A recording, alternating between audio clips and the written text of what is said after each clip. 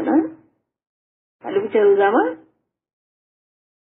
ప్రసరతాదితః శుభ విలోకితం రమణతే సకృత్ ఫలతు మే కృతం అహమియోంతరః సమమలం హృది అనుభవేమ భోః తవ కృపాయది తవ తనుజ్వల యనవ విద్యుతా తవ దృగాతతా లసతి భాస్వతా కబలితం మనః తవ విభో హృదా త్వమసి సంతతం విలసితో ముదా త్వమసి సంతతం విలసితో ముదా.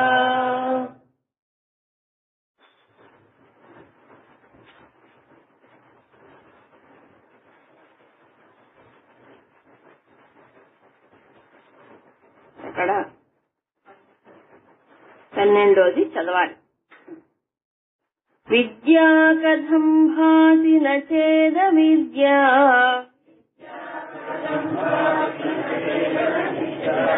విద్యాం వినా కిం ప్రవిభాస్య విద్యా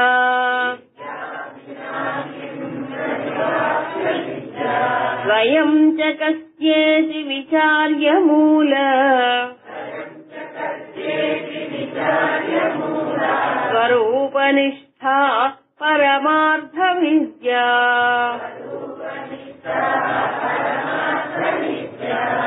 బోద్ధారమాత్మానమజానతో యో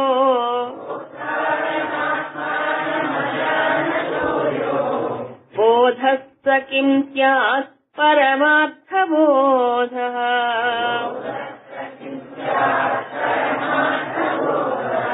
బోధస్య బోధ్యస్య చ సంశయం త్వం విజానతస్తద్వితయం వినశ్యేత్. నిద్రా న విద్యా గ్రహణం న విద్యా గృహ్ణాతి కించిన్న యథార్థ బోధే. నిద్రా పదార్థ గ్రహణే తరా స్యాత్ చిదేవ విద్యా విలసత్య శూన్యా. సత్యశ్చిదాత్మా వివిధాకృతిశ్చిత్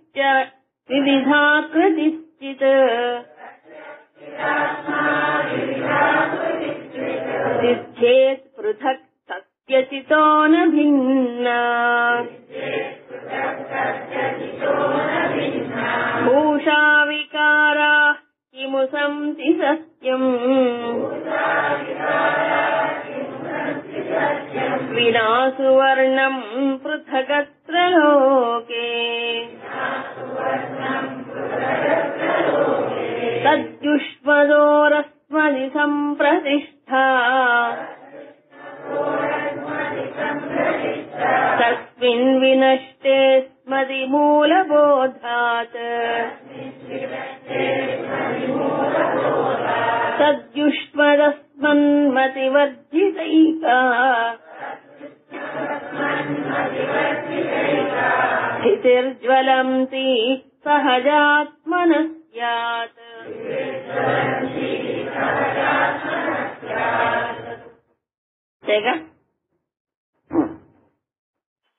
విద్య అవిద్య, విద్య అవిద్య ఈ రెండు దేనికి దానికి విడిగా ఉండలేవు.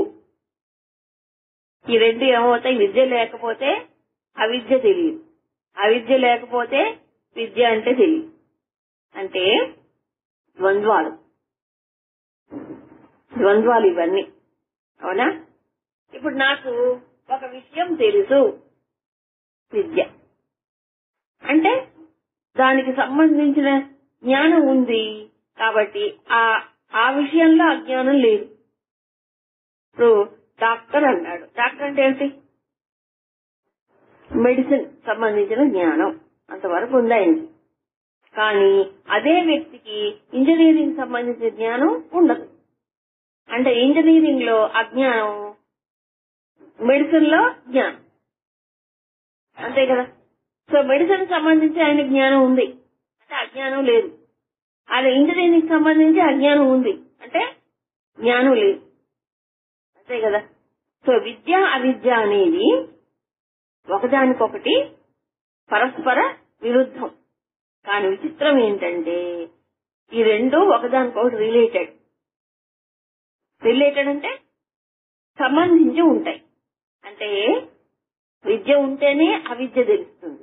ఎలాగంటే చీకటి ఉంటేనే వెలుగు తెలిసినట్లు, వెలుగు ఉంటేనే చీకటి తెలిసినట్లు, అవునా. ఇప్పుడు మనకి చీకటే లేదనుకోండి, అప్పుడు వెలుగుని ఎలా అర్థం చేసుకుంటాం? వెలుగే లేదనుకోండి, అప్పుడు చీకటి ఎలా తెలుస్తుంది? అవునా కాదా? కాబట్టి ఒకదాన్ని బట్టి ఇంకో దాన్ని మనం ఈ రకంగా ఉండే ద్వంద్వములు ఏవైతే ఉన్నాయో ఇవన్నీ ఒకదానిపైన ఒకటి ఆధారపడి ఉన్నాయి. అలాగే కష్టం సుఖం, అంతా సుఖమేననుకోండి, అప్పుడు అంతా సుఖమైతే బాగుంటుందే? విసుగుపడుతుందండి, మహా విసుగు వస్తుంది. అంతా సుఖమే అనేది నిజంగా ఉండదు. అలాంటి పరిస్థితి ఎక్కడ ఉండదు. కష్టము సుఖము అనేది ఒకదానికొకటి అపోజిట్. కష్టపడ్డాం అనుకోండి, అప్పుడు సుఖం భలే సుఖంగా అనిపిస్తుంది, అవునా. అప్పుడు దుఃఖం వచ్చింది అనుకోండి, అప్పుడు ఏమవుతుంది? అప్పుడు సుఖం విలువ బాగా తెలుస్తుంది. దుఃఖం లేకపోతే సుఖం విలువ తెలియదు. సుఖం ఉన్నప్పుడు అప్పుడు అంత కష్టపడ్డాం, ఇప్పుడు మనం సుఖపడుతున్నాంలే అనిపిస్తుంది. లేకపోతే ఏమవుతుందంటే మనిషికి ఈ రెండు అనుభవాలు ఒకదానికొకటి ఇంటర్ డిపెండెంట్, ఆధారపడి మనకి అనుభవంలోకి వస్తున్నాయి. ఒకటి లేకపోతే ఇంకో దానికి విలువ లేదు, ఉనికి లేదు. అయితే ద్వయం ఈ రెండు, ఏ రెండైనా విద్య అవిద్య గాని, చీకటి వెలుగులు గాని, కష్ట నష్టాలు గాని, ఇవన్నీ కూడా కస్య ఇది విచార్య, ఎవరికి సంబంధించినవి అని విచారణ చేస్తే ఎవరివి? నేనుంటే జ్ఞానం, నేనుంటే అజ్ఞానం. కాబట్టి నాకు ఫలానా విషయంలో జ్ఞానం ఉంది, ఫలానా విషయంలో జ్ఞానం లేదు, అజ్ఞానం, అవునా. కష్టము వచ్చింది నాకు, సుఖం వచ్చింది నాకు. ఇవన్నీ ఎవరి మీదనే ఆధారపడి ఉన్నాయి? నేనుంటేనే ఇవన్నీ ఉన్నాయి, నేను లేకపోతే ఈ ద్వంద్వాలు లేవు. కాబట్టి ఈ ఎవరిది? నేను పైన. కాబట్టి నేను ఒక మూలానికి పోతే అదే విచార్య మూల స్వరూపం. నేను ఒక మూలం ఏమిటి అని విచారణ చేస్తే అది పరమార్థ విద్య. అది పరమార్థం, అసలైన విద్య అది. కాబట్టి ఏదో ప్రపంచంలో కొంత జ్ఞానాన్ని పొంది ఏదో కాస్త జ్ఞానం సంపాదించుకొని నాకు నేను విద్యావంతుని అనుకోవడం వేరుతనం, అవునా. ఎవరు సంపూర్ణ విద్యావంతులు కాదు. ఎవరైతే ఈ విద్యకి అవిద్యకి మూలమైన దాన్ని తెలుసుకుంటాడో అది పరమార్థ విద్య.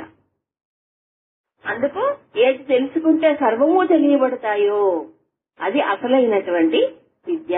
అందుకే ఎక్కడ ముండకోపనిషత్తులు చెప్తాడు ఒక డెఫినేషన్.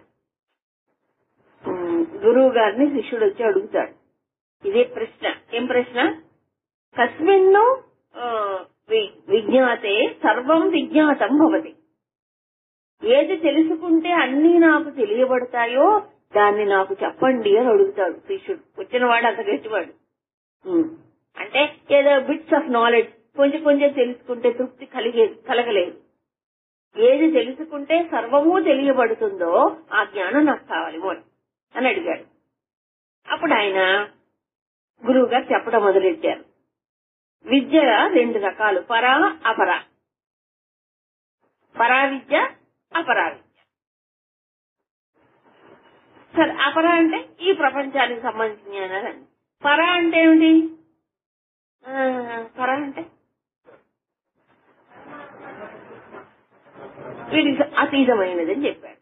చెప్పి అందులో మనకి అన్ని జ్ఞానములకు మూలమైన వేదములు కూడా అపరా విద్య అంటాడు. మనం వేదములంటే లేదా నెత్తి మీద పెట్టుకుంటాం, వేదములు కూడా అపరానే అట. ఓహో, మరి అసలు పరా విద్య అంటే ఏమిటి? ఏదో పరమార్థం ఏమిటది? యయా తద్ అక్షరం అధిగమ్యతే, ఈ అక్షరములను దాటినటువంటిది పరా. వేదములంటే మరి అక్షరాలేగా, అక్షరాలేగా. మరి అదేమిటి? వేదములు ప్రతిపాదించిన సత్యం అది పరా. అంటే అక్షరములు అధిగమించాలి. అందుకే భగవద్గీతలో అక్షర పరబ్రహ్మ అంటాడు. అక్షరం అంటే క్షరముగా ఉన్నటువంటి పరబ్రహ్మతత్వం, అది పరా. అది తెలుసుకుంటే అన్ని తెలియబడినట్లే. ఈ చిన్న చిన్న జ్ఞానాలు ఎందుకు? మూలానికి వెళ్తే సర్వము దాంట్లోనే ఉన్నాయి, అంతే కదా. కాబట్టి ఇప్పుడు సూర్యుడు వచ్చాడు అంటే చీకటి ఏమైంది? పోయింది. మళ్ళీ సూర్యుడు అస్తమించినప్పుడు చీకటి వస్తుంది. మన విద్యలన్నీ అలాగే అస్తమిస్తాయి, పోతాయి. ఒకే మనిషికి కొంతకాలం కొంత జ్ఞానం ఉంటుంది. ఆ జ్ఞానంగా నిలుపుకోకపోతే ఏమైపోతుంది? అదే మనిషికి మరపొచ్చేసి జ్ఞానం లేదు. ఏంటో అప్పుడు బాగా సంగీతం బ్రహ్మాండంగా పాడేవాళ్ళం అండి. ఈ సంసారంలో పడిపోయి సంగీతం సంగీతం అడుక్కుపోయిందండి. ఇప్పుడు పాడమంటే అన్ని అపశృతులు వస్తాయి. ఎందుకు? నిలుపుకోవట్లే. ఇలాంటి విద్యలు అవన్నీ బై ప్రాక్టీస్, అభ్యాసం వల్ల నిలుస్తాయి. లేకపోతే మరుగైపోతాయి. మనకు కూడా వేదాంతం అంతే, క్లాస్ లో కూర్చొని బ్రహ్మాండంగా అర్థమైపోతుంది. అర్థం కాదా? అర్థమవుతుంది. మనం డిస్కషన్ చేస్తే కొంత పర్వాలేదు అనిపిస్తుంది. మరి ఇంటికి వెళ్ళిపోవాలి కదా, ఏంటో అంత గ్రీక్ అండ్ లాటిన్. ఎందుకు? దాన్ని బాగా మననం చెయ్యకపోతే, నిలుపుకోకపోతే అది ఊరికే మన అంత హాట్ ప్యాన్స్ ఇవన్నీను. ఏమిటి ఇవన్నీ? హాట్ ప్యాన్స్ అంటే తెలుసుగా, కాలే పెనాలు ఇవన్నీ. ఈ పెనాల మీద కష్టం నిలుపుకోవడం, ఆవిరైపోతుంది. ఆర్గానిక్ లిక్విడ్స్ సాల్వెంట్స్ లాగా ఏమవుతాయి ఇవన్నీ? ఉష్ణ ఆవిరైపోతుంది. అలాంటిది జ్ఞానం. అందుకని నిజానికి ఈ లౌకిక జ్ఞానాలు ఏ జ్ఞానాలండి? ఆఖరి వేదిక నాలెడ్జ్ కూడా అపరా విద్య అంటాడు. ఓ పరా ఏమిటి? పరమాత్మ ఒక్కరే. పరమాత్మ సంబంధమైనటువంటి నిష్ఠ ఏదైతే ఉందో అదే పరమార్థ విద్య. అదన్నిటికీ మూలం. అది తెలుసుకుంటే అన్ని తెలియబడినట్లే. కాబట్టి మనం ఏం చేయాలి? ఇప్పుడు మూలానికి వెళ్ళాలి. ఈ చిన్న చిన్న జ్ఞానాలు పట్టుకొని నాకు తెలిసి అనకూడదు. ఇప్పుడు సద్దర్శనం చదివాం, తెలిసిందా? సద్దర్శనం అంటే తెలిసిందా? తెలిసినట్లు ఉందండి, అంతే ఉంటుంది. అది అనుభవం వచ్చేదాకా, భగవానుడు చెప్పాడు సద్నిష్ఠ కలిగేదాకా తెలిసినట్టు కాదు. ఈ తర్వాత బోద్ధారం ఆత్మన అవిజానధారం అంటే అసలు తెలుసుకో. ఇప్పుడు జ్ఞానం అంటే ఏంటి? జ్ఞానం అంటే ఏంటి? ఒక విషయానికి సంబంధించినటువంటి అవేర్నెస్, అంతేగా జ్ఞానం అంటే. ఇప్పుడు జ్ఞానము దేనికి ఒక విషయం ఉండాలి. కాబట్టి జ్ఞేయం జ్ఞానం రెండు ఉంటాయి. దీన్నే ఇక్కడ ఏమన్నారు? బోధ బోధ్యం అన్నారు, అంతేగా. బోధ అంటే జ్ఞానం, బోధ్యం అంటే జ్ఞేయం, తెలియబడే వస్తువు. ఈ రెండు కూడా నిజానికి ఇదేంటి? సంశయం స్వం ఎవరిపైన ఆధారపడి ఉన్నాయి? స్వం నేను పైన ఆధారపడి ఉన్నాయి. జ్ఞానం ఎవరిది? నాది. నేను దేన్ని తెలుసుకుంటున్నాను? వస్తువుని తెలుసుకుంటున్నాను. నా చేత జ్ఞేయ వస్తువు తెలియబడినప్పుడు నా జ్ఞానం వచ్చింది. నేను లేకపోతే జ్ఞేయము లేదు, జ్ఞానము లేదు. అవునా కదా? కాబట్టి అసలు తెలుసుకునేవాడు ఎవరంటే బోద్ధారం ఆత్మానము. అసలు తెలుసుకునేది ఎవరు? ఈ ఆత్మ అనే ఆధారం లేకపోతే అప్పుడు బోధ పరమార్థ బోధ కిం స్యాత్? ఆ వస్తు జ్ఞానము పరమార్థ బోధ అవుతుందా? కాదు.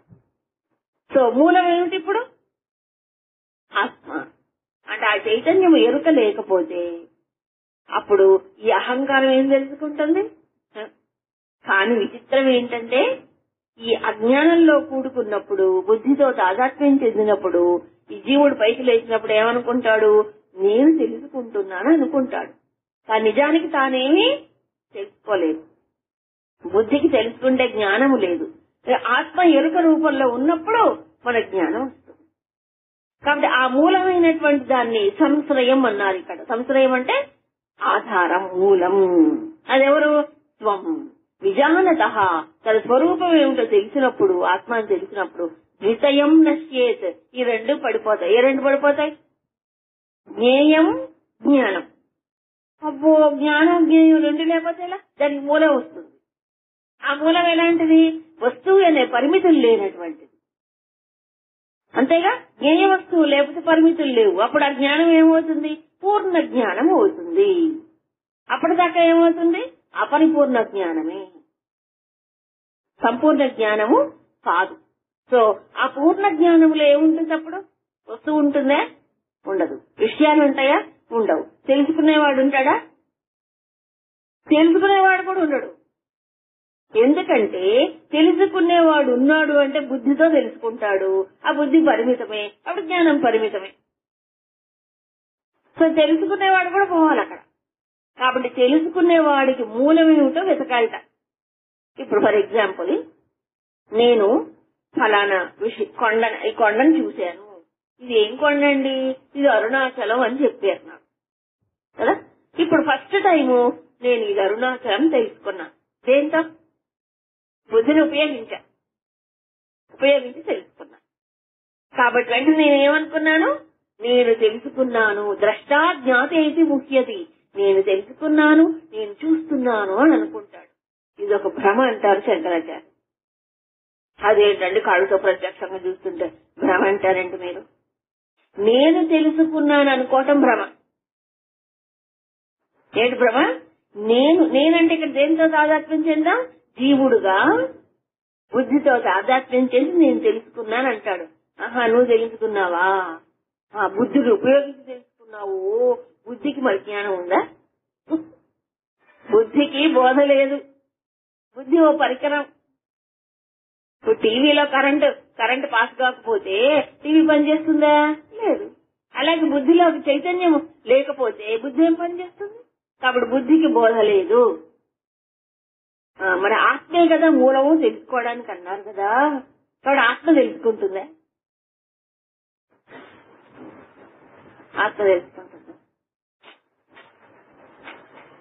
ఆత్మ తెలుసుకోవడానికి ఇంకోటి ఉందా? పోనీ తెలుసుకోవడానికి అన్యమైనది ఉన్నది ఆత్మ కంటే? లేదు. ఆ సత్తు సర్వవ్యాపకమై ఉన్నప్పుడు, సర్వవ్యాపకమై ఆ సత్తు ఉంటే మరి దేన్ని తెలుసుకోవాలి?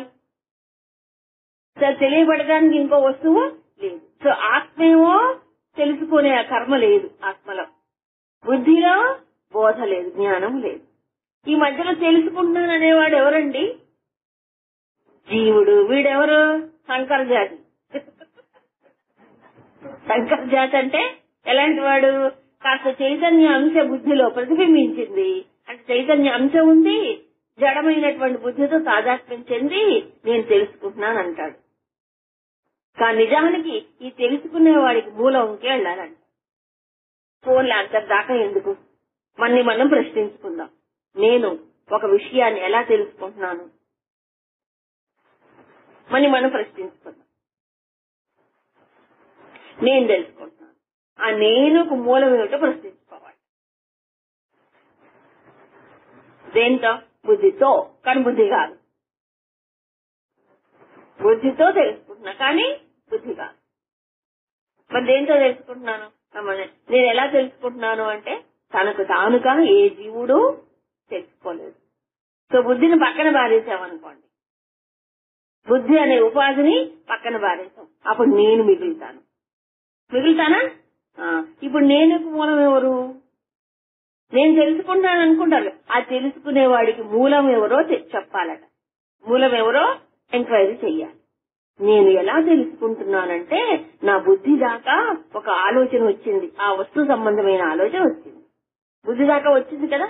ఇప్పుడు ఈ ఆలోచన నాకు తెలిస్తే నా జ్ఞానం వచ్చినట్టు, ఈ ఆలోచన నాకు తెలియకపోతే నా జ్ఞానం లేనట్టు. అంతేనా కదా? ఒక వస్తువు గురించిన ఆలోచన నాకు తెలిసింది. అప్పుడు నాకు వస్తు సంబంధమైన జ్ఞానం ఉంది. సో ఆలోచన నాకు తెలిసింది, అప్పుడు జ్ఞానం వచ్చింది. ఈ ఆలోచనకి మూలం ఎవరు? ఇప్పుడు ఎక్కడి నుంచి లేస్తోంది? నేను అనేటువంటిది శుద్ధమైన అహం ఉంటే, అది స్ఫురణ రూపంలో ఉంటే, అది ప్రకాశ రూపంలో ఉంటే, అది ఏమైంది? ఇప్పుడు ఈ చిన్న అహంకారమునకు వెనక ఉండి ఈ జ్ఞానాన్ని మనకి ఇచ్చింది. ఈ చిన్న అహంకారం పక్కకు పోతే ఇంత జ్ఞానం ఉంది, అక్కడే ఉంది. నేనుకు ఆధారంగానే ఉన్నది. కాబట్టి ఇప్పుడు ఏం చేయమంటున్నారు? 3 త్రిపుటి అని చెప్పారు ఇందాక, గుర్తుందా? తెలియబడేది, తెలుసుకునేవాడు, తెలుసుకోవడం. ఈ 3 ఏమైపోయాయి ఇక్కడ? పోయాయి. అప్పుడు తెలుసుకునేవాడు కూడా ఉండడు. ఎందుకంటే చాలా మంది ప్రశ్నిస్తారు, నేను సత్తుని ఎలా తెలుసుకోవాలండి? సత్తుని తెలుసుకునేవాడు ఒకడు ఉండడు, ఉంటే సత్తు కాదు. ఎందుకు? ఇది అనంతం. అనంతమైన దాన్ని అంతమైనటువంటి అంతమయ్యే జీవుడు ఎలా తెలుసుకుంటాడు? ఒక్క లాజికల్ గా ఆలోచించండి. అనంతమైన దాన్ని ఇంత చిన్న జీవుడు, నేను అనే జీవుడు తెలుసుకోగలడా? కాబట్టి అనంతాన్ని తెలుసుకోవడం అంటే ఏమవ్వాలి? అంతే, ఇది అంతమైపోవాలి. ఇది ఈ జీవభావం అంతమైపోతే అనంతం అక్కడే ఉంది. కాబట్టి త్రిపుడు కూడా పడిపోవాలి అక్కడ. తెలుసుకునేవాడు పోవాలి, తెలుసుకునేవాడు పోవాలి. పోతే అసలు జ్ఞానం అక్కడే ఉంది. అది పరమార్థ జ్ఞానం. మనకి ఎంత చెప్పినా అర్థం కాదు. మన వెంటనే ఏమంటే తెలుసుకునేవాడు పడిపోతే అంత శూన్యమే కదా, అంతే కదా. నేను లేకపోతే ఏంటండి అసలు అంత శూన్యమే వెంటనే అనిపిస్తుంది. ఈ నేను లేకపోతే ఏముంది? శూన్యమే కదా. గాఢ నిద్రలు నేను కూడా లేను. అప్పుడు ఏమనుభవించాం? శూన్యం అనుభవించాం. మనం శూన్య స్థితిని అనుభవించాం. కాబట్టి శూన్యం అన్నమాట. సత్యం అంటే శూన్యమా? సత్ అంటే కాదు. చెప్తుంది నిద్రాన విద్య, గ్రహణమున విద్య. అవునా? ఆ సత్యం అంటే ఏమిటి? ఆ విద్య. అది నిద్ర కాదు, శూన్యం కాదు. కొన్ని వస్తు జ్ఞానమా, వస్తు గ్రహణమా? కాదు. కాబట్టి యథార్థమైనటువంటి బోధలో కించిత్ నగృహ్ణాతి, ఏ వస్తువుని పట్టుకోడు, ఏ విషయమూ తెలియబడదు. అది యథార్థమైన జ్ఞానం. అది ఎలాంటిది? నిద్రకి పదార్థ జ్ఞానమునకు ఇతరమైన, ఇతరం వేరైన. అది వస్తు గ్రహణము కాదు, నిద్ర కాదు. మరేంటండి? చిత్తు. కాబట్టి చిత్ ఏవ విద్య. కేవల చైతన్యము లేక ప్రకాశం ఏదేదో అదే విద్య. అది ఎలాంటిది? అశూన్య. అది శూన్యము కాదు. ఇప్పుడు విద్య అంటే ఏమిటి? చిత్తు. అది శూన్యమా? మరేమిటది? పూర్ణం. అది దీన్నే మనకి టెక్నికల్ గా వేదాంతాల్లో అగ్రహణం, అన్యథాగ్రహణం అంటారు. కొంచెం ఉపనిషత్తిక్ లాంగ్వేజ్ లో అగ్రహణం, అన్యథాగ్రహణం. అగ్రహణం అంటే నిద్ర, అన్యథాగ్రహణం అంటే ఏదో వస్తువుని చూడటం. అంటే ఉన్నదాన్ని ఉన్నట్టుగా చూడకుండా ఇంకో రకంగా చూస్తున్నాం. అది అన్యథాగ్రహణం. సో మన జ్ఞానం అంతా 2 రకాలు. ఏమిటది? అగ్రహణము, అన్యథాగ్రహణం. అవునా? అగ్రహణం అంటే తెలియకపోవడం, లేకపోతే అన్యథాగ్రహణం ఉన్నది ఉన్నట్టు చూడకుండా ఉన్నది లేనిది ఉన్నట్టుగా చూడటం అన్యథా. దాన్ని ఆ భాష సూపర్ ఇంపోజిషన్ అంటాం. సో ఇప్పుడు ఈ ప్రపంచం అంతా సత్తు ఉంటే మనం ఏం చేస్తున్నాం? నామరూపాన్ని చూస్తున్నాం. ఇది అన్యథాగ్రహణం. సత్తుని చూడట్లేదు కాబట్టి అగ్రహణం. సత్తుని తెలుసుకోవట్లేదు కాబట్టి అగ్రహణం. నామరూపాలని తెలుసుకుంటున్నాం కాబట్టి అన్యథాగ్రహణం. ఈ 2 మనకుంటాయి. ఇప్పుడు భగవాన్లు ఏం చెప్తున్నారు? ఇది 2 కాదు. అంటే నిద్ర కాదు, ఏమీ తెలియకపోవటం కాదు, ఒక వస్తువు సంబంధించిన జ్ఞానము కాదు. దానికి మూలమైన చిత్తు, అది పూర్ణం. సో మనకి 2 అవస్థలు ఉన్నాయి. ఏమిటి 2? ఒకటి నిద్ర, తెలియకపోవడం. ఇక రెండవది అన్యథాగ్రహణం. అన్యథాగ్రహణం 2 రకాలు, స్వప్నము, జాగ్రత్త. స్వప్నంలో కూడా ఉన్నట్టుగా చూస్తామా? మనం కల్పించుకొని చూస్తాం. అబ్బో జాగ్రత్త అలా కాదు కదండి, మన విషయాన్ని డైరెక్ట్ గా చూస్తాంగా, ఉన్నది ఉన్నట్టుగా చూస్తాంగా. మన కళ్ళతో చూశానండి, నా చెవులతో విన్నానండి, మనకి ఎంత నమ్మకం మన ఇంద్రియాల పైన, ప్రత్యక్ష ప్రమాణ పైన ఎంత నమ్మకమో మనిషి. కానీ ఇంద్రియాలు ఎంత మోసం చేస్తాయో అర్థం కాదు, మనసు ఎంత మోసం చేస్తుందో అర్థం కాదు. కాదా? ఇంద్రియాలు మోసం చేయవా? ఒప్పుకోరు పట్టాను. అసలు మోసం చేసేవే. మనస్సు ఇంకా మోసకారి, మహామోసకారి, అంతా రొంబ మోసం.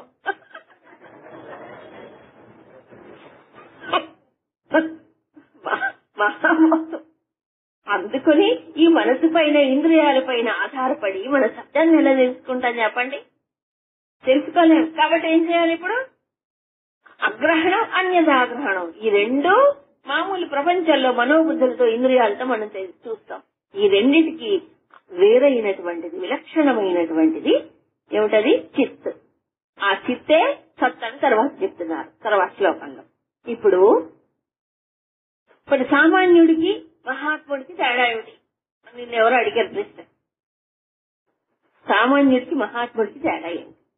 కానీ మనం ఈ ప్రపంచంలో ఉన్నాం, మహాత్ముడు ఈ ప్రపంచంలోనే ఉంటారు, భగవాన్లు కూడా ఈ ప్రపంచంలోనే సంచరించారు, శంకరాచార్యులు ఇక్కడే సంచరించారు. అందరు మహాత్ములు ఈ భూమి పైన సంచారం చేశారు, మనుషుల్లోనే కలిశారు, వెలిగారు. ఏమిటి తేడా? అంతే, చూసే దృష్టి. అవునా? చిదేవ విద్య. వాళ్ళు ఎప్పుడూ చిత్తులోనే ఉంటారు. ఆ చిత్త ఎలాంటిది? పూర్ణమైనది. దాంట్లో అగ్రహణము లేదు, అన్యథాగ్రహణము లేదు. అంటే ఈ ప్రాపంచికమైన నామరూపాలను నమ్మరు, ఆధారపడరు. వాళ్ళ బుద్ధి ఎప్పుడు నామరూపాల దృష్టి ఉండదు. కొన్ని ఎప్పుడు నిద్రపోతుంటారా? ఆహా, చిత్తులో ఉంటారు. చిత్తే తామై నిలుస్తారు. తానే చిత్తు, తానే సత్తు. అప్పుడు అగ్రహణము లేదు, అన్యథాగ్రహణము లేదు. సామాన్యుడికి ఏమవుతుంది? అగ్రహణం, అన్యగ్రహం రెండే ఉంటాయి. చిత్తు తెలియదు. అందుకే భగవద్గీతలు చెప్పారు, ఏది సామాన్యుడికి ఏదైతే రాత్రో మహాత్ముడికి అది పగలు, మహాత్ముడికి ఏదైతే పగలో సామాన్యుడికి అది రాత్రి. చెప్పాడా? అది అంత కన్ఫ్యూజన్ వస్తుంది.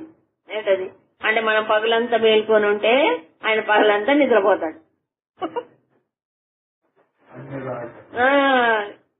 మనం రాత్రంతా నిద్రపోతే ఆయన రాత్రంతా మేల్కొని ఉంటాడు. ఇదే మహాత్ముడు అంటే.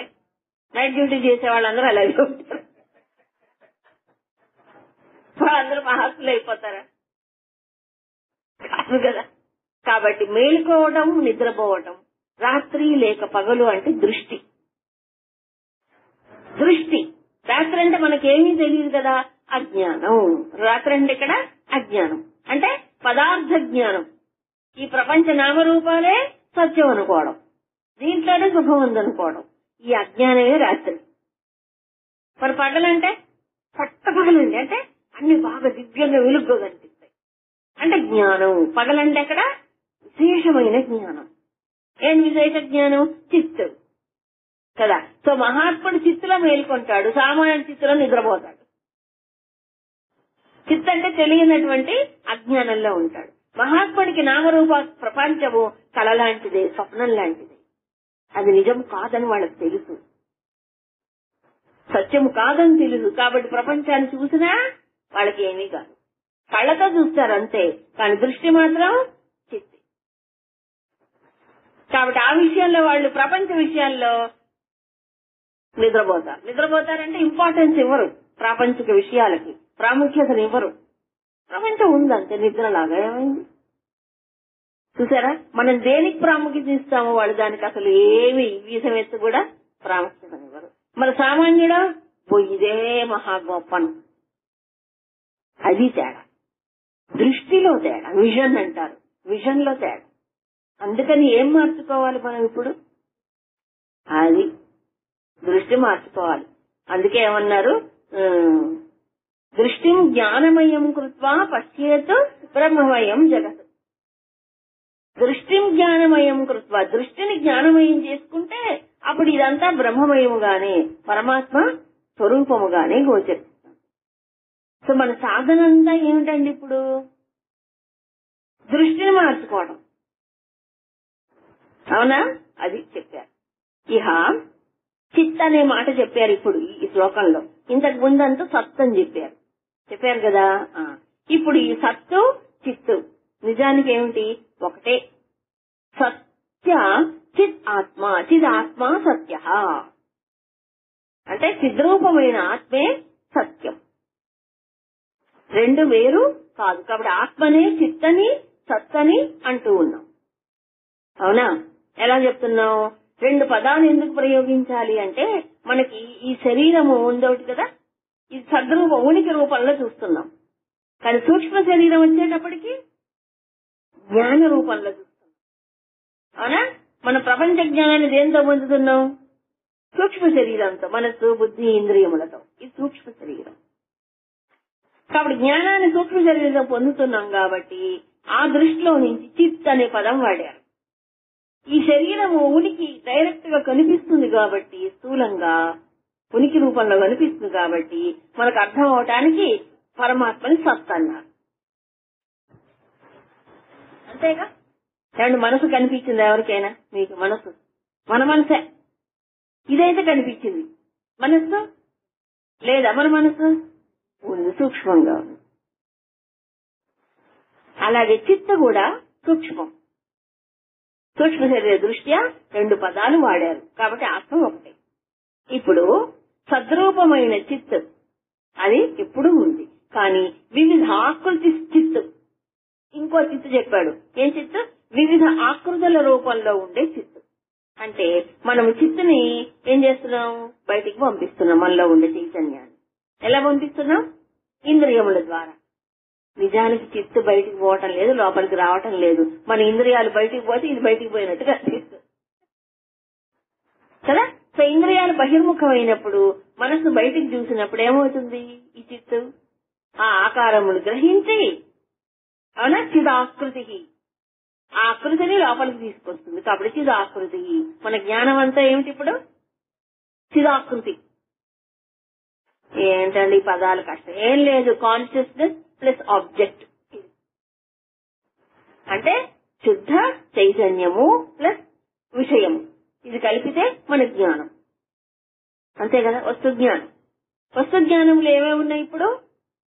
చిత్తు ప్లస్ వస్తువు, చిత్ ప్లస్ వస్తువు. చిత్ వస్తువు అంటే వస్తువు కాదు, చిదాకృతి దాల్చిన వస్తువు. చిత్తు ఆకృతి ఆ విషయ రూపంలో వచ్చింది మనకి. కాబట్టి రెండు ఉన్నాయి. ఇప్పుడు ఏమంటున్నారు? ఈ ఆకృతులు, వివిధ ఆకృతుల రూపంలో ఉండే చిత్తు, ఇందాక శుద్ధమైనటువంటి సద్రూపంలో ఉండే చిత్తు రెండు భిన్నమా? వేరువేరా? కాదు. నా భిన్నా. అది నా భిన్నా, రెండు వేరు కాదు. ఎలా కాదు? మనకు అర్థం కావడానికి ఒక ఉదాహరణ చెప్పారు. బంగారం, నగలు. చెప్పండి. నగలు బంగారము కంటే వేరుగా ఉన్నాయా? ఉంటే బంగారం తీసి పక్కన పెట్టి నగలు పక్కన పెట్టచ్చు. ఎప్పటికీ సాధ్యం కాదు. అసలు బంగారమే లేకపోతే నగలు ఎక్కడి నుంచి వస్తాయి? లేదు. అలాగే చిత్తు, సద్రూపమైన చిత్తు లేకపోతే ఈ విషయ జ్ఞానములు ఉన్నాయా? లేదుగా. కాబట్టి సద్రూపమైన చిత్తు లేకపోతే వివిధ విషయ జ్ఞానాలు మనకి ఎలా కలుగుతున్నాయి? మనకి ఏ జ్ఞానం ఉండదు అప్పుడు. కాబట్టి ఈ జ్ఞానం పొందుతున్నామంటే ఏముండాలి? లోపల సద్రూపమైన చిత్తు ఉండాలి. అది లేకపోతే ఇది లేదు. దానికంటే భిన్నముగా కూడా లేదు. భిన్నముగా అంటే వేరుగా. ఈ చిత్తు కంటే వేరుగా విషయ జ్ఞానం ఉందా? ఇప్పుడు చిత్తులో, విషయములో నుంచి, జ్ఞానములో నుంచి, మనకుండే విషయ జ్ఞానములో నుంచి చిత్తుని తీసేయండి.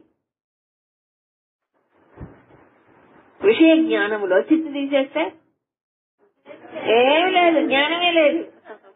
చిత్తు మూలంగానే జ్ఞానం వస్తుంది. చిత్తుని తీసేస్తే జ్ఞానం లేదు. కాబట్టి మనం ఎంత జ్ఞానాన్ని ప్రపంచంలో పొందుతున్నా అదేమంటే చిత్తు కంటే, సత్తు కంటే భిన్నము కాదు. ఈ సద్రూపమైన చిత్తే ఇన్ని విషయాలుగా మనకి కనిపిస్తాం. అవునా? కాబట్టి ఇప్పుడు బంగారాన్ని చూడాలంటే ఏం చేయాలి చెప్పండి? మీరు ఎక్సర్సైజ్. బంగారాన్ని చూడాలంటే ఏం చేయాలి? నగల్ని ఎట్లా తీసేస్తాం? నగల్ని తీసేయండి చూద్దాం మీరు. నగ అంటే ఏమిటి? నామరూపం. బంగారం కాదు, నామరూపం. అవునా? నగ అనే పేరు పెట్టాం. ఉంగరం అనేది ఒక పేరు, రూపం, నామం. ఒక రూపం చూసి దానికి ఒక పేరు పెట్టి మనం నగ అంటున్నాం, ఆభరణం అంటున్నాం. అవునా? ఇప్పుడు ఆభరణం తీసేయటం ఏమిటి? నామము రూపము తీసేయచ్చు మనసులో నుంచి. అప్పుడేం మిగిలింది? మరి దీనికి ఏం చేయాలి మనం? మనస్సులో నుంచి తీసేయడమే. నిజానికి మనం కంసాలి అతను ఏం చేశాడండి? నగ తయారు చేసేటప్పుడు బంగారమే. దాన్ని ఏం చేశాడు? దానికి ఒక రూపాన్ని కల్పించి ఓ పేరు పెట్టాడు. అంతేనా? కానీ ఉన్నదేంటి యాక్చువల్ గా?